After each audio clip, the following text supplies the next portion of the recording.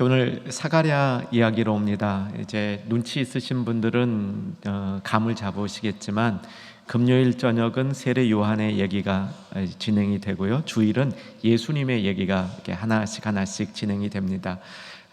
누가복음은 세례 요한과 예수님이 이렇게 엇물려 그 사건들이 나오기 때문에 하나는 쭉 그 금요, 또 하나는 쭉 주일 이렇게 가면 좋습니다.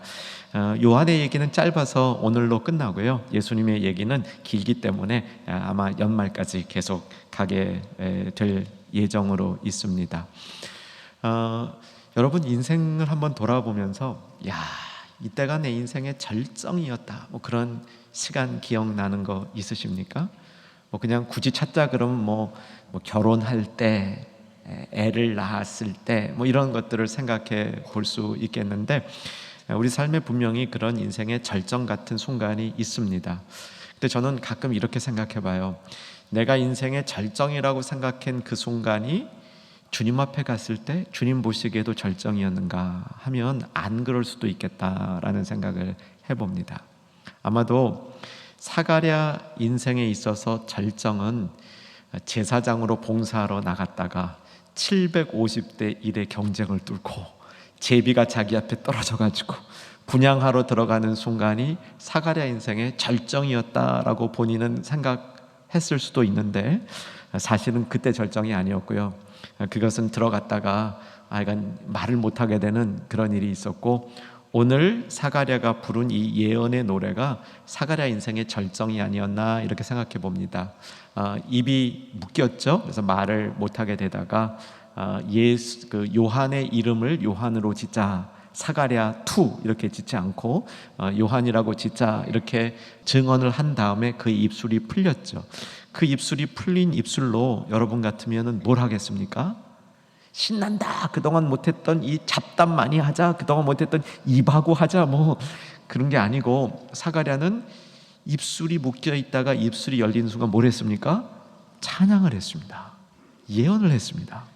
그러니까 그 입술이 묶여 있는 약 10달 동안 얼마나 속으로 많이 그 하나님을 묵상했으면, 하나님이 주신 일을 묵상했으면 입이 풀리자마자 그 일을 그냥 하나님 앞에 예언의 찬송으로 올려드리는 겁니다. 오늘 그 말씀이, 그 이야기가 기록되어져서 우리에게 전달되고 있는데, 이 이야기는 결국 세례 요한의 이야기인 것 같지만 세례 요한의 이야기는 살짝 거쳐가고, 중요한 것은 예수님에게 집중되는데, 예수님에게 집중하기 위해서 구원의 시대가 열렸다 이렇게 선포한 다음에 예수님에게 집중되고 있습니다.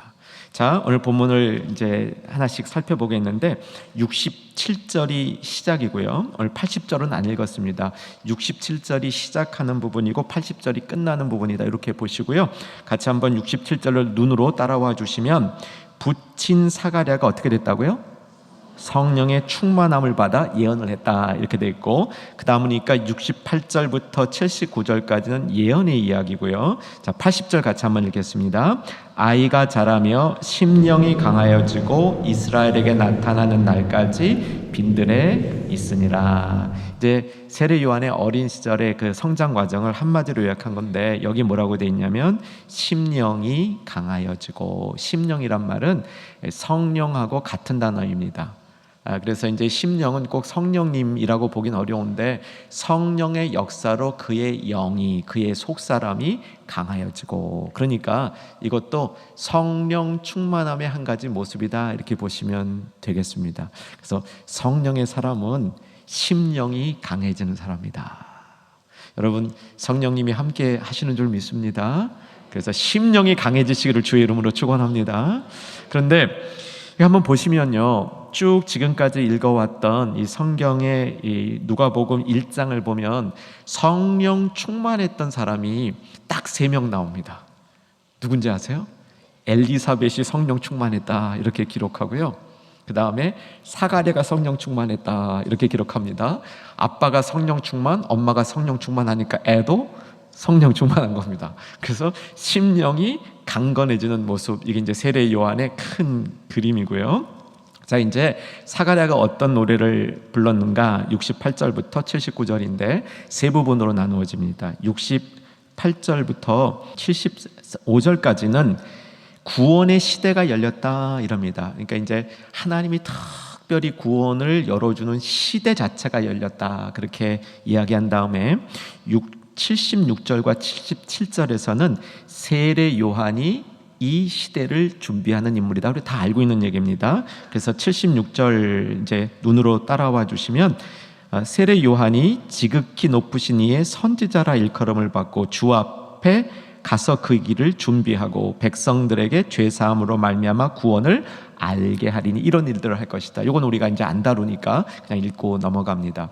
그 다음에 세례 요한의 얘기가 나왔으니까 그 다음 78절과 79절은 누구 얘기입니까? 예수님 얘기예요. 요거는 우리가 눈여겨봐야 됩니다. 어떤 예수님이냐 이따가도 다시 보겠지만 예수님을 뭐라고 표현하냐면 돋는 해다. 위로부터 우리에게 임하는 돋는 해 이렇게 설명을 하고요. 그 역할은 79절에 어둠과 죽음의 그늘에 앉아있는 자에게 해니까 어때요? 비추는 거죠. 그래서 그냥 비추고 끝나는 게 아니라 평강의 길로 뭐 한다고요? 인도해요. 앉아있는 자에게 비춰줘서 그가 일어나서 빛의 길로 걸어가게 하는 그런 역할을 예수께서 감당할 것이다. 이렇게 이 구조가 되어 있습니다. 다시 이제 68절부터 보면 구원의 시대가 어떻게 열리는가 이걸 이제 보여주고 있는데 찬송하리로다. 이렇게 이제 지난 주일날 찬양, 찬송, 찬미, 찬가 다 배웠습니다. 여기 이제 찬송이 나오는데 이 찬송은 이렇게 좀 다시 한번 복습해 보면 찬양하고 비슷한 말인데 찬양과 찬송이 약간 다른 면이 있다면 뭐냐면 찬송은 송축하는 거, 그러니까 하나님을 높일 때 찬송을 많이 씁니다. 찬양은 일반적으로 우리가 다 하나님을 이렇게 그냥 프레이즈, 이렇게 경배하는 모든 것들을 찬양이라고 부른다면 여기 특별히 찬송이란 말은 하나님을 송축하는 느낌이 많이 있는 노래다 이렇게 보면 되겠습니다. 자, 그런데 68절에서 눈여겨봐야 될 단어가 돌보사 속량하시고 이렇게 돼 있는데 속량은 오늘 안 다룹니다. 속량은 나중에 다시 저 끝부분에서 다룰 거고요. 오늘은 돌보사 여기서부터 이제 말씀을 시작하겠습니다. 그러니까 구원의 시대가 열리는 겁니다. 이게 구원도요 시대가 좀 있는 것 같아요. 그래서 우리 아이들 이렇게 키우다 보면 모르겠습니다. 지금 우리나라 실정은 잘 모르겠는데 제가 이민교회를 섬기는 때는 아이들이 교회에서 자란 아이들이 구원의 확신을 갖기 제일 좋은 때가 중학생이라고 그랬습니다. 특징은요 점점 내려가요. 전에는 대학생이었는데 고등학생 됐다가 지금 중학생이라 그래요. 어쩌면 우리나라는 더 내려갔는지도 몰라요. 초등학생인지도 몰라요. 근데 이게 때가 있어요. 우리나라도 막 구원이 그냥 불붙듯이 일어나던 시기가 있었습니다. 그렇죠? 이제 하나님이 구원하시는데도 시기가 있습니다. 물론 모든 사람이 그 시기에 구원받는다는 건 아닙니다. 그런데 구원에 이르는 게 가까워지는 시기가 있는데 이제 구약적으로 보면 이것이 메시아의 시대, 예수님이 도래하는 그 시대가 이렇게 마련되어지는데 그것이 왜 그렇게 되냐면 하나님이 돌보심을 시작했다는 겁니다. 하나님이 우리를 돌봐주셔야 됩니다. 하나님이 우리를 안 돌봐주시면요 물론 그래도 살 수는 있습니다. 뻑뻑해요. 인생이 뻑뻑합니다. 하나님이 돌봐주시는 삶을 살면 인생이 부드럽습니다. 그래서 우리는 하나님이 돌봐주심을 구해야 되는데 하나님이 우리를 어떻게 돌봐주시는지 이제 성경적으로 조금 더 이제 좀 깊게 아주 깊게 들어갑니다. 제가 금요 말씀은 가능한 우리 충현의 가족들하고 말씀을 깊게 들어가서 우리가 그냥 막연히 아는 게 아니라 구체적으로 알고 그것을 가지고 기도할 수 있도록 하는 겁니다. 자, 이제 돌보심이란 말을 우리가 모르는 사람이 없어요. 그렇죠? 하나님이 우리를 돌보신다 모르는 사람이 없습니다. 그런데 진짜 돌보심을 사모하려면 말씀에 있는 대로 정확히 알면 훨씬 도움이 됩니다. 그렇죠? 자, 흥미로운 사실 하나 여러분에게 나눕니다. 지금까지 이제 공부한 1장만에 누가복음 1장만 가지고 다룰 겁니다. 딴 데는 보지도 않을 겁니다. 그런데 1장 25절을 보십시오. 1장 25절. 1장 25절. 성경 피셨죠? 피셔야 돼요. 이 교자만 갖고는 안 됩니다. 1장 25절 보면 같이 한번 읽습니다. 주께서 나를 돌보시는 날에 사람들 앞에서 내가 부끄러움을 없게 하시려고 이렇게 행하심이라 하더라. 이거 누가 한 얘기입니까? 윗절에 보면 엘리사벳이 한 얘기입니다. 주께서 돌보시는 날이라는 말이 나오죠. 자, 그 다음 1장 48절을 보시죠. 마리아가 이제 찬가를 드릴 때 지난주일입니다. 48절 같이 봅니다. 그의 여종의 비천함을 돌보셨음이라. 보라, 이제후로는 만세에 나를 복이 있다 일컬으리로다. 지금 돌본다는 얘기가 두 번째 나왔죠. 자, 지금 좀 전에 봤던 68절에 돌보사 속량하시고 세 번째 나왔습니다. 78절, 이는 우리 하나님의 긍휼로 인함이라. 이로써 돋는 해가 위로부터 우리에게 임하여. 여기 임하여란 말이 돌본다는 말이에요. 이게 좀 특이하죠? 임하여 돌본다. 이거니까요, 여러분 여기서 이제 두 가지를 감을 잡으시면 돼요. 첫째는 왜 이렇게 돌본다는 말을 반복적으로 썼고, 이 돌본다는 말이 또 그것도요, 원어로 보면 다 다른 단어들이 쓰이고 있어요. 물론 이제 68절하고 78절은 같아요. 근데 우리말 번역이 다르잖아요. 근데 왜 이렇게 다양한 말로 쓰고 있느냐, 돌보는 게 중요하다는 겁니다. 그러니까 예수님의 시대가 열리고 하나님이 우리에게 이렇게 예수님을 보내시는 것은 하나님이 시대를 돌보는 겁니다. 하나님의 백성들을 돌보는 거예요. 그러니까 하나님이 새로운 사역을, 새로운 시대를 시작하시겠다. 이것이 새로운 돌봄을 주시겠다는 겁니다. 여러분, 대림절을 우리가 준비하고 있는데 준비 잘하자. 이번 대림절의 목표입니다. 그죠? 준비 잘할 때 우리 준비하는 가운데 하나님이 돌보심을 사모하는 우리가 되기를 주의 이름으로 축원합니다. 하나님이 저와 또 저의 가정, 여러분과 여러분의 가정, 충영교회를 돌보시기를 주의 이름으로 축원합니다.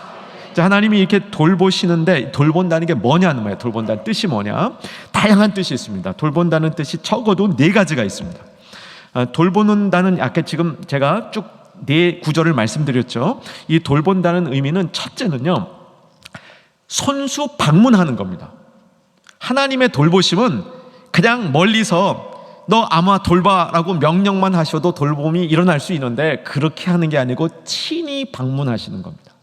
하나님이 친히 방문하실 때 그냥 방문하시는 게 아니고 필요한 문제가 무엇인지를 살펴서 그거를 해결해 주시겠다 하던 마음으로 오시는 겁니다. 그래서 보세요, 돌본다는 말과 방문한다는 말이 같은 의미로 쓰이는 겁니다. 아까 보셨죠? 68절에서는 돌보사, 78절에서는 우리말 번역이 임하사 이렇게 바꾼 거예요. 그러니까 돌본다는 말은 방문한다 이런 거예요. 방문해서 돌본다는 겁니다. 하나님의 친밀함을 우리가 느낄 수 있죠. 하나님이 우리를 돌보실 때 직접 방문해서 돌보시는 겁니다. 뭐가 필요한지를 도와주겠다는 마음으로 찾아오시는 겁니다. 그래서 언젠가도 한번 말씀드린 것처럼 이 돌보심 가운데는 공식적으로 나에게 있는 부족함과 불편한 걸 없애버리는 겁니다. 예를 들면 하나님이 방문하셨는데 내가 노예 상태로 있어요. 그럼 하나님이 어떻게 해요?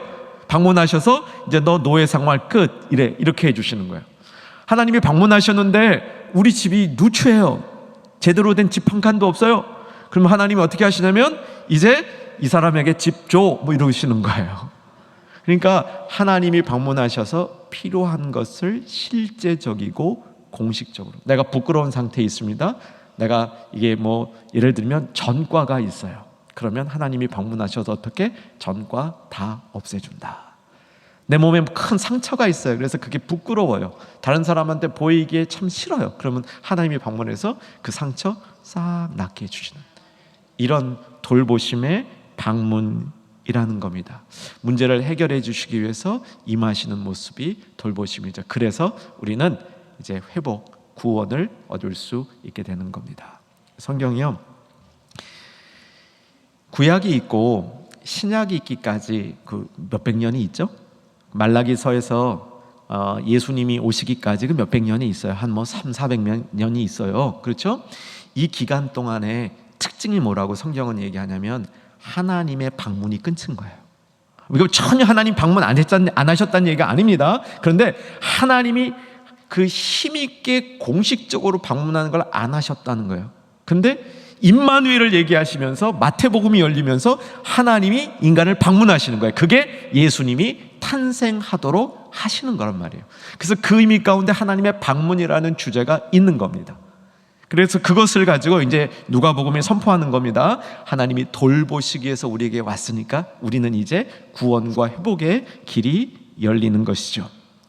자, 이렇게 하나님의 돌보심의 시대를 이제 구원으로 설명하고 있습니다. 이제 구원의 얘기를 이제 69절에서 한번 확인합니다. 같이 69절 읽겠습니다.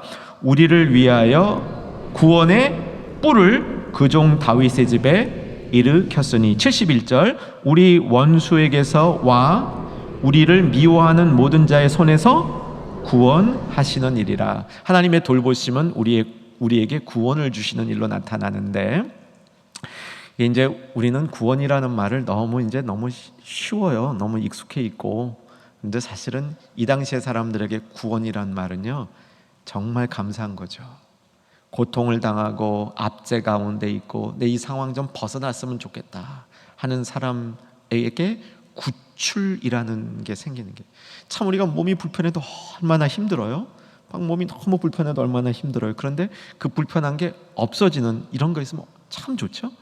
이제 그런 의미의 구원이 선포되고 있는데, 다윗의 뿔 그랬습니다. 이게 뿔이 뭘 상징하냐면, 뿔 그러면 우리는 뿔났다가 자꾸 생각이 납니다. 근데 이게 뿔났다가 아니고 뿔이 강한 겁니다. 그래서 다윗의 뿔 그러면 다윗의 힘, 다윗의 권능, 그렇게 이해하시면 되겠습니다. 자, 그래서 여기서 이제 조금 더 깊어집니다. 오늘 조금 이 부분은 좀 어려운 부분이고요. 이제 그 뒤에 좀 더 은혜로워집니다. 그러면 하나님이 우리를 돌보시는 데 있어서 왜 돌보시는가? 돌보심의 근거가 뭔가? 이걸 이제 우리가 알아야 되는 거죠. 하나님이 우리를 돌보시는 근거가 뭐다라고 오늘 성경이 얘기하냐면 언약이라고 얘기를 합니다. 언약의 근거에서 우리를 돌보신다라고 얘기를 하는데, 그 언약을 거룩한 언약이다 이렇게 표현을 합니다. 거룩한 언약 찾으시면 동그라미를 쳐보시고요. 두 개의 언약이 오늘 본문에 나오는데, 좀 전에 읽었던 69절에 보면 다윗의 집에서 구원을 일으킨다, 이 다윗과 맺은 언약이 나오고요. 그 다음 좀 뒤에 읽다 보면 73절에서 우리 조상 아브라함에 행하신 맹세라, 우리가 원수의 손에서 건지심을 받고 아브라함과 맺은 언약이 나오는 겁니다. 자, 마태복음 아까 암송해 주셨습니다. 자, 마태복음 예수님의 족보의 두 인물이 누구였습니까? 아브라함과 다윗. 그 얘기가 누가복음에도 다른 형태로 나타나는 겁니다. 그래서 하나님이 우리를 돌보실 때 돌보시는 근거가 뭐냐면 언약이에요. 그 언약 중에 구약에 나타나는 두 개의 중요한 언약을 얘기하고 있는데, 다윗과 맺은 언약, 아브라함과 맺은 언약, 이제 이렇게 나오는 겁니다. 이거 이제 조금 더 정리하는데, 여러분 보세요. 여기 지금 오늘 본문에 돌보시는 일이 72절에 긍휼 나오고요, 78절에도 긍휼 나와요. 이건 이제 마지막으로 정리할 부분인데, 긍휼을 하나님이 베푸시는 게 돌보시는 건데, 여러분 주님 앞에 긍휼을 구할 때가 있지 않나요? 있으실 겁니다. 주님 앞에 긍휼을 구할 때가 있는데, 하나님이 우리에게 왜 긍휼을 베풀어 주셔요? 하나님 우리에게 왜 긍휼을 베풀어 주세요? 내가 예뻐서 긍휼을 베풀어 주시죠. 그 얘기하면 맞다 1번, 틀리다 2번. 나는 특별히 타고나길 예뻐서, 하나님은 나를 사랑하지 않을 수 없게 만드셨기 때문에 나는 무조건 하나님이 긍휼을 베푸실 거야. 여러분, 이거는 잘못된 생각입니다. 이건 잘못된 생각이고요.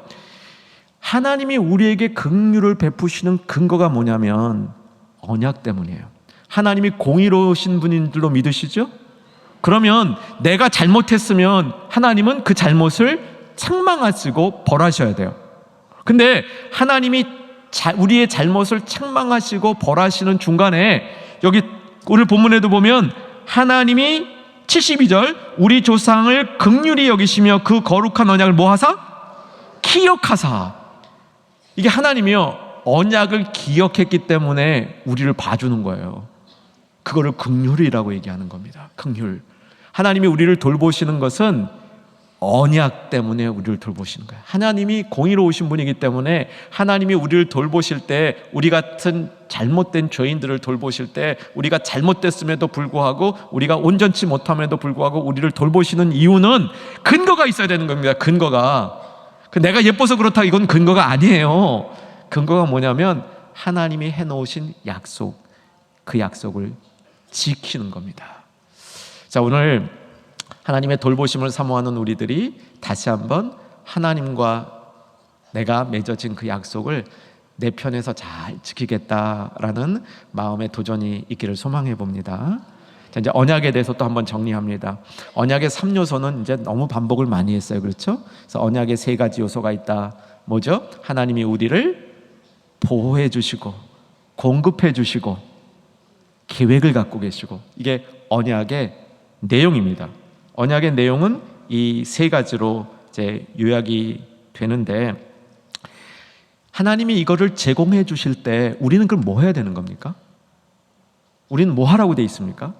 그러니까 주는 것만, 받는 것만 알지 우리가 해야 될 걸 잘 모르시잖아요. 그렇죠? 우리가 받는 거는 잘 아는데, 그럼 우리 뭐 해야 돼? 하나님 앞에 순종하고 그 뜻을 지키려고 노력하는 거죠. 자녀답게 살려고 노력해야 되는 겁니다. 우리가 이 노력을 안 하면 하나님도 약속을 깰 수 있다는 거예요. 근데 하나님은 좀처럼 안 깨셔요. 왜냐하면 언약을 하고 거기다가 약속을 하셨어. 내가 웬만하면 안 깨트리겠다. 아주 심한 녀석들만 이게 안 되겠다라고 이렇게 제끼고, 웬만한 애들은 다 봐주고 가시겠다, 이렇게 한 거예요. 근데 여러분, 저와 여러분이 웬만합니까? 심합니까? 헷갈리시죠? 저는 심해요. 여러분은 모르겠습니다. 저는 좀 심해요. 그래서 하나님이 이 심해서 이게 돌봐주려고 그래도 이게 거리가 없어. 좀 뭘 봐주려고 그래도 이 거리가 안 나오는 거야. 이 거리가 안 나오는데, 그 거리가 안 나올 때 하나님이 어떻게 하냐면 언약을 기억하는 거예요. 언약을 기억해서 내가 약속한 게 있지 하고 또 봐주는 겁니다. 이걸 뭐라 그러냐면 긍휼이라 그러는 겁니다. 그 긍휼, 은혜, 자비, 이런 것들이 어디서 나오냐면요, 하나님의 선하심에서 나와요. 여러분, 이게 마음속에 성령의 도우심으로 자리 잡기를 주의 이름으로 소망합니다.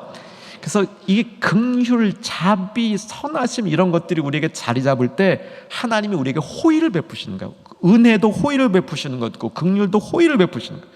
호의가 뭐예요? 좋게 봐주시는 거예요. 좋게 봐주시는 거. 그래서 우리도 다른 사람을 좋게 봐야 되는 의무가 있는 겁니다. 다른 사람을 내가 좋지 않고 그냥 헐뜯고 그냥 그 다른 사람 비판만 하면 하나님이 나에게 긍휼을 베푸실 때 쟤 좀 심하다 그러실 거예요. 심하다 그러실 거예요.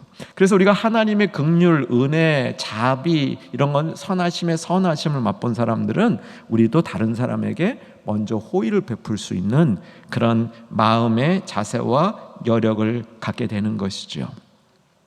자, 그래서 하나님이 우리에게 긍휼을 베푸시는 것은 언약 때문입니다.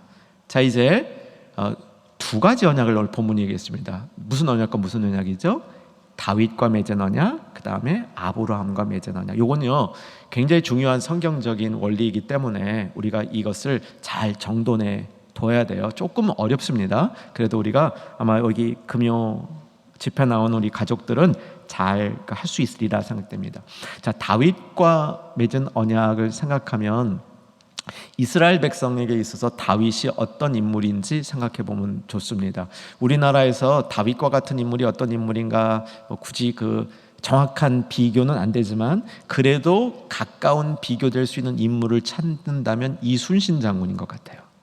제가 이제 이민 생활을 할 때 일본에 이렇게 선교적으로 방문했다가 참 이렇게 많이 가지 않았을 때인데 제 마음속에 굉장히 이런 생각이 들었었어요. 어떤 생각이 들었냐면, 야, 우리나라가 일본에 이렇게 치하에서 벗어난 게 정말 감사하다.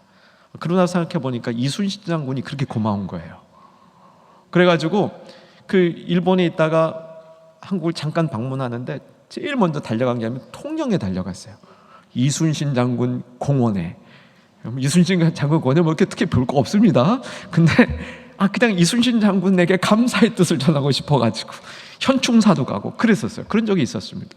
그러니까 이스라엘 백성에게 다윗 왕은 이순신 장군이 우리나라 사람들에게 미친 영향은 비교도 안 될 정도로 큰 겁니다. 그래서 다윗 유대 민족에게는 이 다윗 왕 그러면 진짜 왕 중의 왕입니다.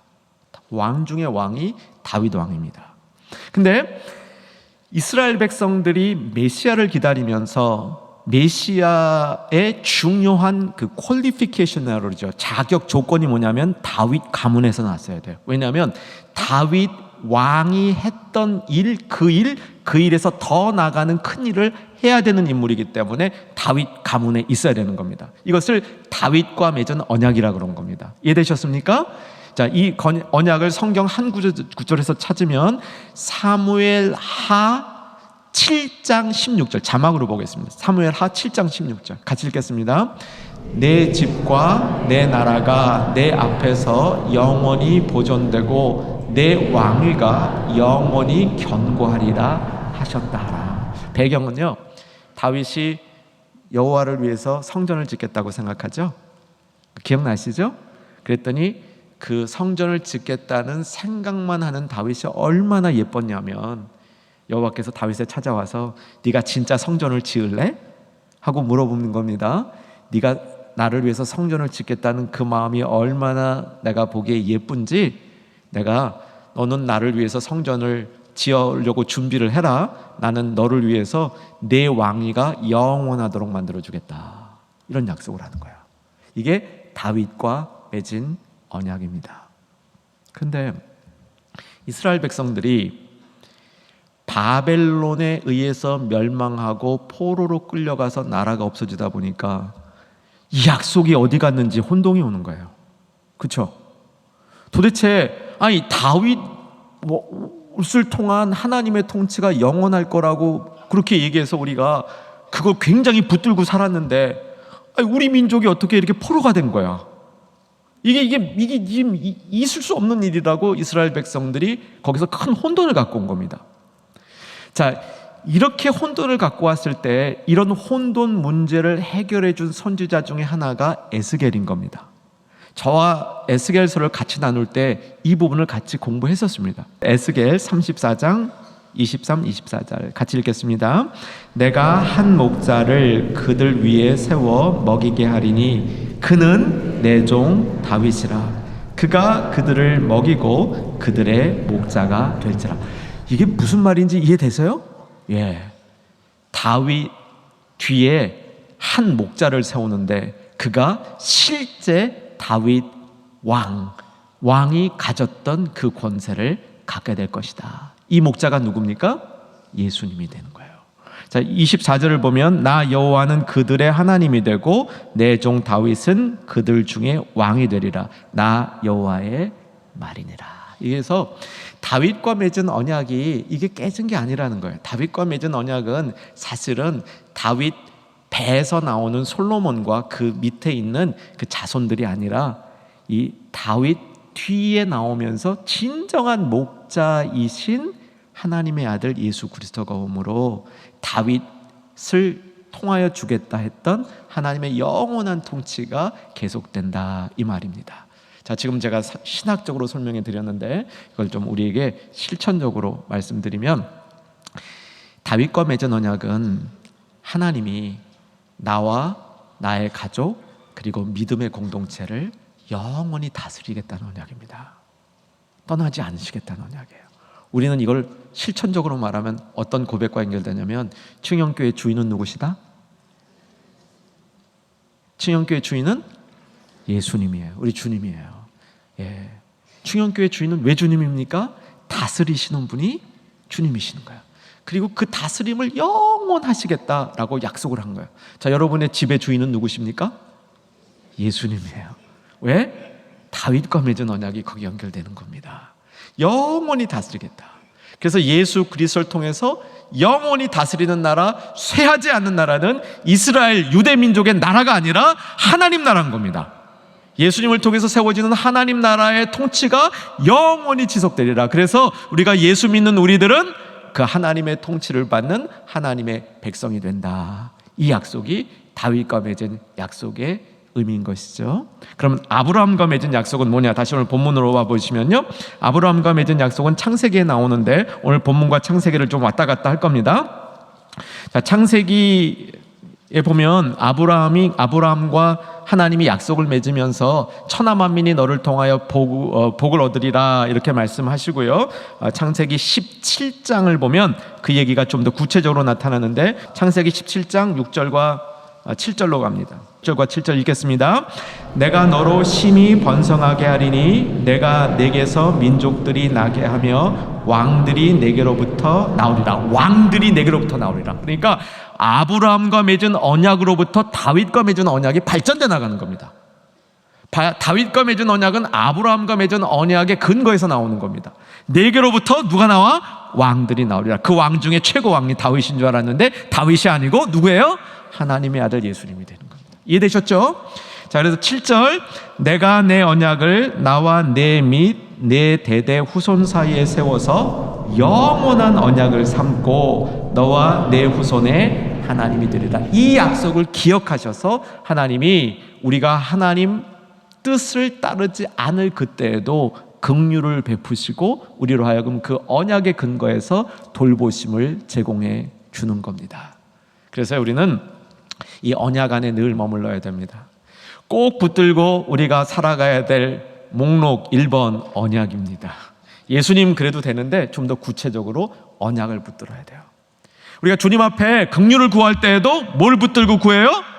언약을 붙들고 구하는 겁니다. 하나님 나를 돌봐주세요 라고 구할 때도 뭐를 붙들고 구해요? 나 예쁘니까 아니고 언약을 붙들고 기도하는 겁니다. 하나님 언약을 기억해 주세요.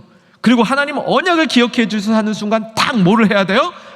언약에서 내가 할 일 뭐예요? 순종하고 하나님의 계명을 지키고 하나님을 순종한다, 경배하고 하나님의 뜻이 이 땅에 확장되기를 노력하겠다. 그거를 내 안에 회복하는 거예요. 그게 내가 할 수 있는 길인 겁니다. 그게 언약을 지켜나가는 사람들인 거예요. 그때 하나님이 돌보시고 긍휼을 베푸시고 하나님의 뜻을 이루어주는 겁니다. 여러분 회복이 필요하십니까?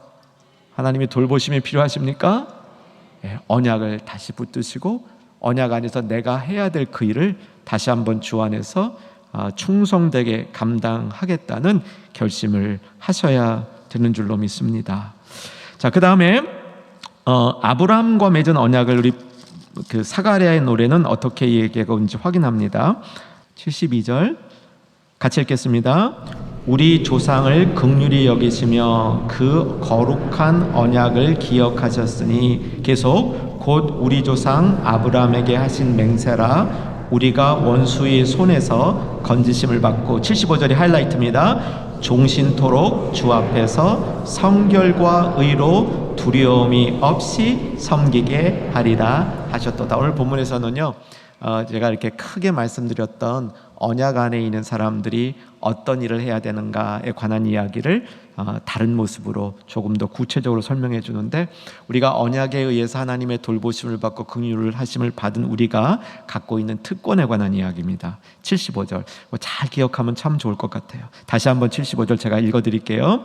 종신토록 주 앞에서 성결과 의로 두려움 없이 하이라이트는 섬기게 한 거예요. 그래서 언약 백성은요 하나님을 섬기는 특권을 가졌습니다. 여러분 하나님을 섬기는 게 특권이 되어야 되는 겁니다. 우리가 언약 안에 있기 때문에 하나님을 섬길 수 있는 특권을 받은 겁니다. 아무나 하나님을 섬길 수 있는 게 아니죠. 그렇지 않아요? 여러분 구약시대 때 제사를 아무나 드렸습니까? 아니잖아요. 하나님을 섬길 수 있는 건 특권이었습니다. 특정 사람들에게만 주어진 특권이었습니다. 언약 안에 있는 사람에게 주어진 특권이 뭐라고요? 하나님을 섬기는 겁니다. 다시 한번 언약 안에 있는 사람들이 주어진 특권이 뭐예요? 하나님을 섬기는 겁니다. 그래서 우리가 하나님을 섬기는 겁니다. 신나게 섬기는 겁니다. 하나님을 섬길 때 정말 언약 안에서 하나님이 주신 그 특권을 가지고 섬기는 거죠. 자, 그런데 잘 보세요.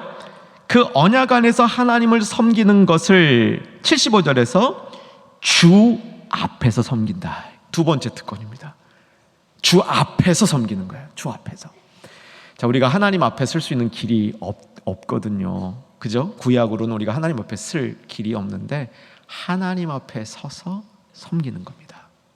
이 부분에 관해서 이제 이게 주석을 많이 하시는 전문가들은 하나님 앞에서 누구를 섬기느냐 이걸 가지고 이제 쭉 이제 연구들을 하고 묵상들을 하는데, 저도 깊게 연구하고 묵상해 봤어요. 하나님 앞에서 누구를 섬겨? 당연히 하나님을 섬기죠. 근데 거기서 끝나는 게 아니에요.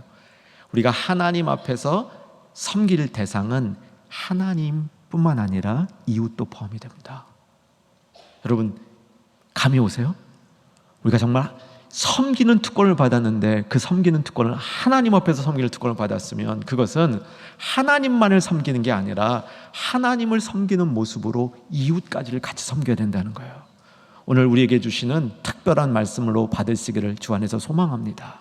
우리는요, 예배를 드린다 하면서 그냥 예배당 안에서만 하나님께 우리의 마음 조금 아뢰고 그냥 찬양하고 말씀 듣고, 그 말씀이 좋은 말씀이면 즐기고, 그 말씀이 내 마음에 와닿으니까 기쁘고, 여기서 끝나는 게 참 많아요.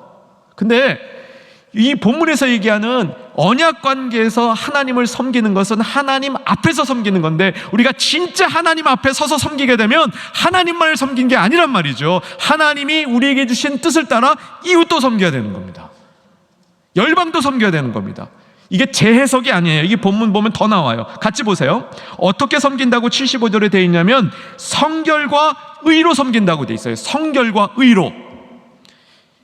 좀 더 복잡합니다. 근데 굉장히 은혜로워요. 성결과 의라고 되어 있는데, 여기 성결이란 말은 보통 우리가 말하는 거룩함의 특이한 단어입니다. 거룩함이란 말을 여러분 무슨 말인지 아시죠? 여러분, 거룩함 그러면 우리에게 적용할 때 뭐로 바로 적용해야 되면, 내가 거룩하다 이 말은 뭐냐면 하나님을 위하여 구별되어졌다는 겁니다. 그게 거룩이에요. 거룩은 성경 이렇게 끼고 다니는 것만이 아니란 말이죠. 오른쪽 가슴에 딱 붙이고 낀다, 이게 거룩이 아니에요. 거룩은 그냥 내 표정이 그냥 거룩해 보이는 걸 만들어가는 게 거룩이 아닙니다. 거룩의 기본꼴은 하나님을 위하여 구별되어 있는 게 거룩입니다. 그러니까 거룩의 예배가 주요 요소가 되는 겁니다. 하나님을 위해서 구별되어졌기 때문에. 그런데 여기서 거룩이라는 말을 쓰지 않고 성결 이렇게 썼습니다. 성결. 이 성결은 거룩의 한 가지 형태인데, 거룩에 어떤 뜻이 첨가되어 있냐면, 내가 거룩해서 하나님 앞에 구별되어 서면 하나님이 우리에게 요구를 하시는 게 있다는 거예요. 그 요구가 뭐냐면 도덕적으로 똑바로 살아라, 윤리적으로 똑바로 살아라, 세상에서도 똑바로 살아라. 그 요구가 포함되어져 있는 게 성결이에요. 그 요구를 우리가 성실하게 행하는 모습이 여기서 말하는 성결입니다. 그쪽에 안 까먹을 자신 있는 분들은 그냥 맹숭맹숭 들으시고요, 까먹을 것 같으신 분은 적어놓으세요. 여기서 말하는 성결은 그냥 일반 거룩이 아니래요. 그 거룩하려고 노력해서 구별된 사람을 향하여 하나님이 요구하시는 세상에서의 바른 삶도 포함되어 있고, 그것을 성실히 지켜가는 사람들을 표현하는 말이 여기서 말하는 성결입니다. 그래서 이 성결과 의로서 하나님 앞에서 하나님을 섬기게 되는 게, 이게 언약 백성의 특권입니다. 이런 특권을 우리가 꼭 가졌으면 좋겠습니다. 그래서 하나님을 앞에서 섬기는 동안 우리가 더욱더 성결해지는 모습을 가졌으면 좋겠습니다. 마지막으로 이제 하나만 더 살펴보고 오늘 말씀은 정리합니다. 계속 75절에 머물러 있는데요, 종신토록 두려움 없이, 이것도 하나님을 섬기는 특권입니다. 종신토록 두려움 없이. 우리 예루살렘 찬양대가 모범을 잘 보여주고 있습니다. 우리 주님을 찬양하고 섬기는 일은 끝까지 하는 겁니다. 끝까지. 이것은 특권 있는 직분을 내가 끝까지 붙들고 있어야, 그게 아니에요. 섬기는 일을 끝까지 하는 거예요. 섬기는 일을. 그죠? 직분 가지고 있는 건 때 되면 이게 다른 사람한테 넘겨줘야 돼요. 근데 섬기는 일은 끝까지 하는 겁니다. 끝까지 섬기라는 거예요. 하나님 앞에서 끝까지 종신토록 섬기는데 두려움 없이 섬긴다. 이게 꼭 기억해야 될 세 번째 특권입니다. 첫 번째 특권이 하나님을 섬기는 것, 두 번째 특권은 하나님 앞에서 섬기는 것, 의와 성결과 의로 섬기는 것, 세 번째가 종신토록 두려움 없이 섬기는 겁니다. 두려움 없이 섬기는 겁니다. 여러분, 우리가 하나님을 그냥 만나면요 두렵습니다. 그렇죠? 천사가 나타나도 두려웠어요. 사가랴도 두려웠고 마리아도 두려웠고 다 두려웠어요. 그런데 우리가 하나님을 진정으로 그 앞에서 섬기는데 두려움 없다. 이것은 언약이 우리에게 주는 특권입니다. 여러분, 두려움 없이 하나님 앞에서 섬길 수 있는, 종신토록 끝까지 섬길 수 있는, 이것이 언약 백성에게 준 특권입니다. 자, 예수님이 이 땅에 왜 오셨다고요? 언약의 성취로 오셨습니다. 아브라함과 맺은 언약, 다윗과 맺은 언약, 이것을 성취함으로 하나님의 영원한 왕권, 하나님이 영원히 우리에게 왕 되시고, 세상의 어떤 모습으로 우리가 어떤 세상의 그 구조 안에 있어도 진정한 우리를 통치하시는 분 누구시다? 하나님이시다. 예수님이시다. 그것을 확고히 가르쳐 주시기 위해서, 세우시기 위해서 이 땅에 오신 게 이 성탄이란 말이죠. 그 성탄의 계절에 우리는 그 성탄의 기본 의미인 언약을 다시 한번 붙드는 저와 여러분이 되어야 되겠습니다. 오늘 저녁에 언약을 붙들 때는 언약에 담겨있는 특권, 섬긴다, 하나님 앞에서 성결과 의로 섬긴다, 종신토록 두려움 없이 섬긴다. 두려움 없이 하나님을 멋지게 섬기는 충현의 모든 가족 되기를 주의 이름으로 축원합니다.